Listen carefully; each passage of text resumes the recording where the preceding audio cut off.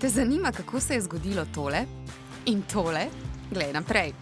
Jeseni kmetje buče dostavijo tudi v živalski vrt. Oskrbniki z njimi živalim popestrijo vse krajše dni, ko te več počivajo in so manj živahne. Tako kot mi, tudi živali imajo rade neko določeno rutino do ene mere, rade imajo stvari, ki jih poznajo, pričakujejo, vseeno je pa potrebno vsak dan jim tudi popestriti z nekaterimi manjšimi ali pa večjimi spremembami v okolju. Skoraj 50-letno gospo Gango so takole presenetili z veliko oranžno bučo. Le kaj bo storila z njo? Jo bo pomalicala, jo kotalila po ogradi ali z veseljem uničila?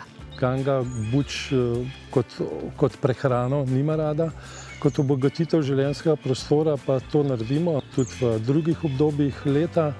Večina živali buč sicer ne je, lahko pa z njimi manipulira, jih ovohava, se igra, pleni. Oskrbniki jih tudi malo začinijo z določenimi stvarmi, ki jih bolj privabijo k tej buči. Skoraj vedno sodelujejo, zelo rade raziskujejo in v bistvu vsak objekt, ki ga jim damo na novo noter, rade pridejo pobrskati, poiskati.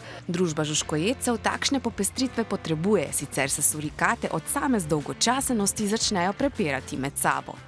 Ne sme pa to postati ustaljena navada, zato živali z njimi presenetijo vsakič ob 2. uri. Zato, da nekako spodbudimo njihove čute ali pa njihovo obnašanje, ali plenjenje, ali raziskovanje ograde, plezanje, socialno druženje.